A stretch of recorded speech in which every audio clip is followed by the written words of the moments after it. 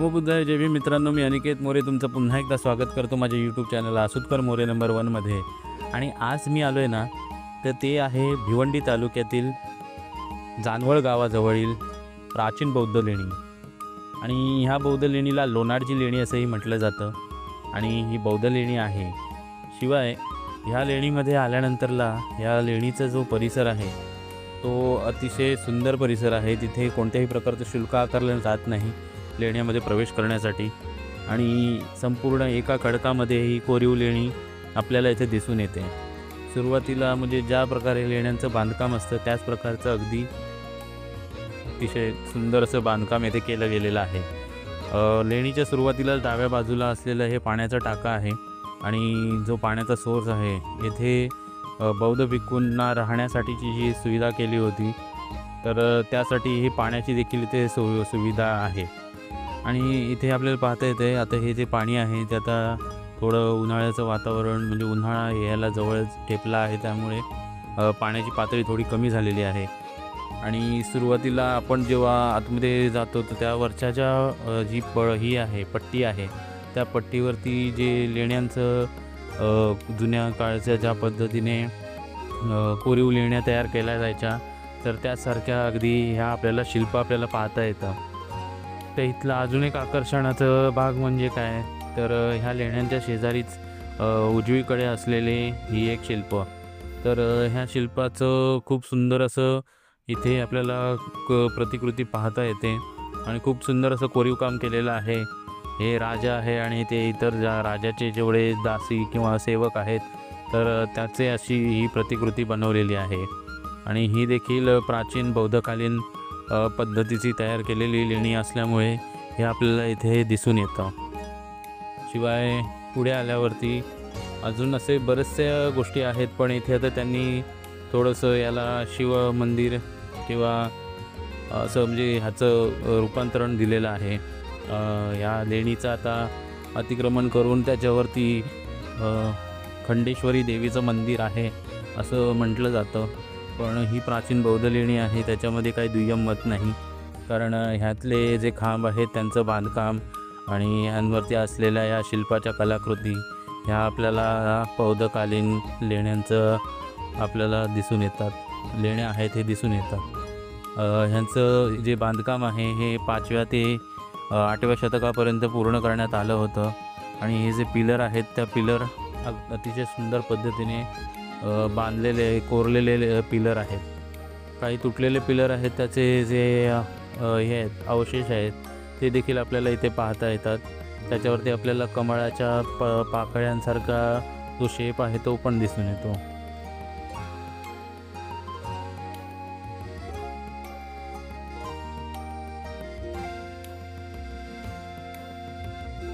आता लेण्यांमध्ये आतमध्ये प्रवेश करताना आपल्याला हे चैत्यस्तूपाचं हे देखील शिल्प देखील दिसून येतं. चैत्यस्तूप जसे ज्या पद्धतीने असायचे त्या पद्धतीने याच्या कमानीवरती चैत्यस्तूप हे केलेले आहेत, कोरलेले आहेत ते दिसून येतात. शिवाय उजवीकडे आणि डावीकडे जे तयार केलेले हे शिल्प आहे ते आता खूप जुनं झालेलं आहे, पडलेलं आहे, मोडकळीस आलेलं आहे.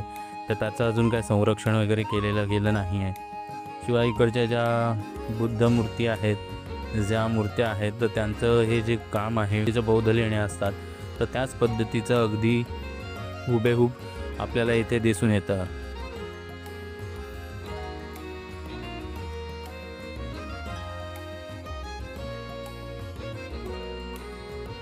परिसर आहे जिथे ही 4 खांब आहेत तर त्याची ही जी पडवी आहे तर त्या पडवीचा हा जो आकार आहे हा संपूर्ण थांबण्यासाठी बसण्यासाठीचा असेल. आणि आता नवीन पद्धतीने इथे सगळे बाक वगैरे बसवलेले आहेत बसण्यासाठी. आणि आतमध्ये गेल्यानंतरला जो मेन प्रार्थनागृह आहे म्हणजे ज्याला आपण चैत्यगृह असं म्हणतो तर ते आपल्याला आतमध्ये गेल्यावरती पाहता येतं.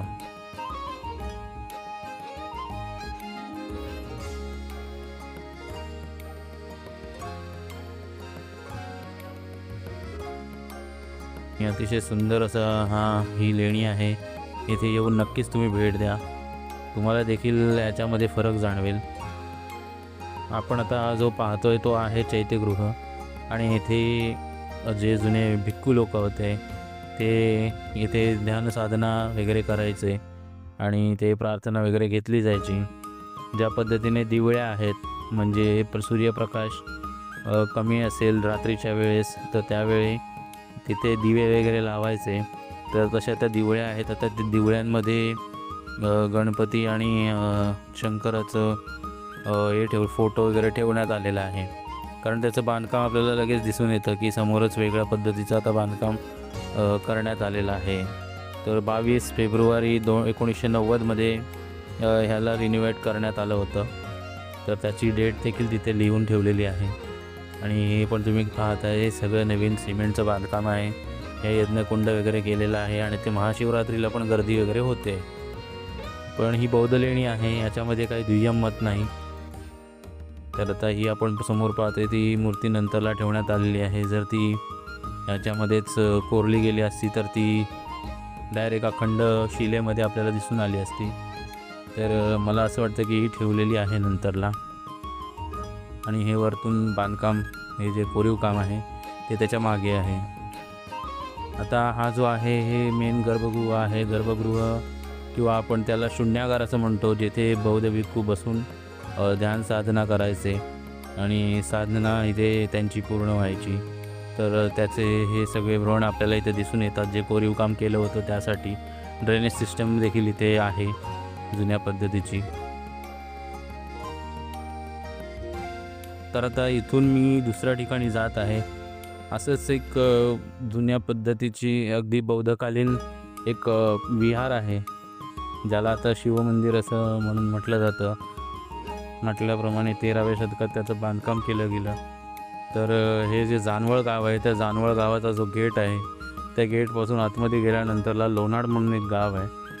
आणि त्या लोणाड गावामध्ये हे असलेलं प्राचीन प्रार्थनास्थळ आपल्याला इथे दिसून येतं. आता त्याच्यावरती नवीन शेड वगैरे टाकण्यात आलेली आहे, त्याचं रिनोव्हेशन करण्यात आलेलं आहे. पण जो जुना पद्धतीचं जे बांधकाम आहे ते तसंच्या तसंच आहे. पायऱ्यावर चढून गेल्यानंतरला मला तिथे आजूबाजूच्या परिसराला हे सगळे संपूर्ण झेंडे लावलेले दिसले.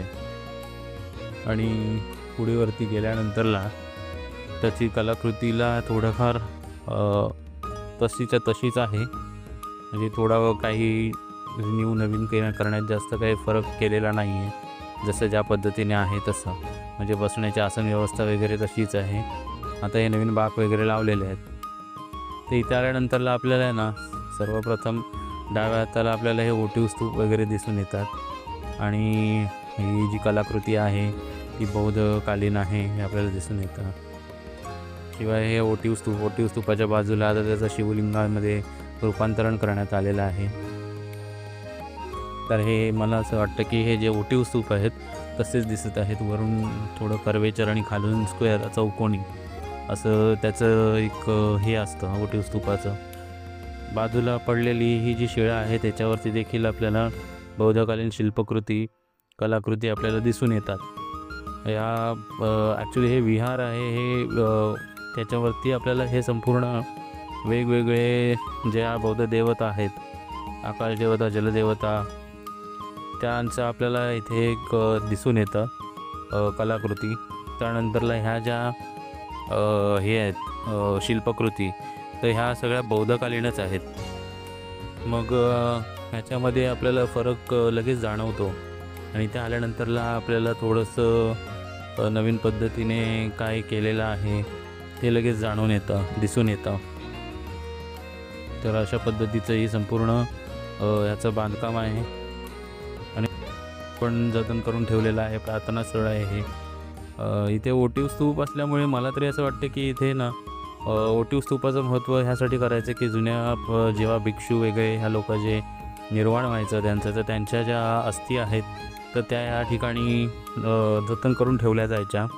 पण त्याचं आता रूपांतरण हे आता शिवलिंग आणि ह्याच्यामध्ये करण्यात आलेलं आहे. थोडंसं वेगळं वाटतं मला, पण काय करू शकत नाही आता ह्या गोष्टीला. तर आता हा बघा संपूर्ण वरती कमळाच्या आकाराचे आपल्याला ही दिसून येते नक्षीकाम.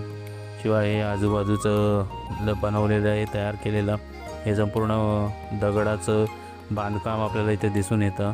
आणि खूप जुनं असं हे एक हे आहे प्रार्थनास्थळ आहे. तर इकडून असं बाहेर पडल्यानंतरला पण मी तुम्हाला सांगतो, कारण की हे बौद्धकालीन ह्यासाठी आहे की इथे आपल्याला बऱ्याचशा अशा गोष्टी इथे दिसून येतात. तर इकडच्या ह्या सगळ्या मूर्त्या ज्या आहेत त्या बौद्धकालीनच दिसून येतात. इथे शिलालेख देखील आहेत आणि ओटीव स्तूपांची आता रचना थोडीसं भग्न झालेल्या आहेत. ह्या देखील मूर्त्या देखील थोड्याशा ढासळलेल्या आहेत आणि खराब झालेल्या आहेत. थोडंसं त्याच्यामध्ये फरक जाणवतो आपल्याला पाहता क्षणी. अजून एक जे हत्तीला बौद्ध धर्मामध्ये सर्वात महत्त्वाचं मानलं जायचं, तर त्यांचं देखील आपल्याला इथे रूप आपल्याला पाहता येतं. तर हे संपूर्ण असे हत्तींचं शिल्पकलाही तयार केलेली आहे. त्यानंतर इकडे आल्यावरती वरच्या साईडला एकावर एक ठेवलेले हे दगड आणि त्यांना हे कोरीव काम हे खूप सुंदर पद्धतीने तयार केलेलं आहे आणि खूप सुंदर असं ह्या स्तूपाचं बांधकाम केलेलं आहे. तर इथे देखील आपल्याला एक देवता आपल्याला पाहता येते बौद्धकालीन, आणि याच्यामध्ये काही दुय्यम मत नाही आहे की हे बौद्धकालीन नसावं किंवा असावं. तर हे मला तरी वाटतं. की तुम्हाला काय वाटतं हे नक्की तुमच्या कमेंटद्वारे कळवा आणि मला नक्कीच सांगा. तर इथे ना बऱ्याचशा ह्या ही जी इमारत आहे त्याच्या बाजूला ना आपल्याला हे असे छोटे मोठे बरेचसे असे स्तूप दिसून येतात. तर ते आता पिलर आणि असे एक शोभिवंत झाडांच्या बाजूला जतन करून ठेवलेले आहेत. तर त्याचा इतिहास तुम्हाला माहीत असेल तर नक्कीच सांगा. तर इथे पाण्याचं टाकं देखील आहे, ते आता बंद करून ठेवलेलं आहे कारण लहान मुलं खेळत असतील, तर त्यासाठीचं इथे एक पाण्याचं टाकं देखील आहे. आणि ह्याच्या चारी बाजूला म्हणजे हे जी इमारत आहे त्याच्या चारी बाजूला ह्याचं नक्षीकाम केलेलं आहे. वेगवेगळ्या देवतांचं आपल्याला इथे दर्शन घडून येतं, जसं जलदेवता, अग्निदेवता, वायुदेवता आणि आकाशदेवता अशा या सगळ्या देवतांचं आपल्याला कोरीवकाम इथे दिसून येतं. तर ह्या संपूर्ण ह्या इमारतीला प्रदक्षिणा घातली तर आपल्याला इथे नक्कीच जाणवेल की वेगवेगळ्या देवतांचे इथे आपल्याला जे मूर्त्या आहेत, जे शिल्प आहे ते इथे तयार केलं गेलेलं आहे. आणि त्याचं आता एक शिवमंदिर म्हणून त्याच्यामध्ये रूपांतरण करण्यात आलेलं आहे. तर आता इकडून आल्यानंतरला ह्याच ठिकाणी बाजूला असा एक सुंदर असं पाण्याचं तलाव आहे आणि ते देखील इथे छान दिसतं. तुम्ही जर इथे आलात तर नक्कीच या ठिकाणी भेट द्या. लोणाळ गावामध्ये आहे हे वसलेलं आणि इथूनच तुम्ही जानवळमध्ये बौद्ध लेणी पाहायला जाऊ शकता. तर व्हिडिओ आवडल्यास लाईक करा, शेअर करा आणि सबस्क्राईब करा आसुतकर मोरे नंबर 1 या चॅनलला. तोपर्यंत भेटूया नवीन व्हिडिओमध्ये. Bye bye.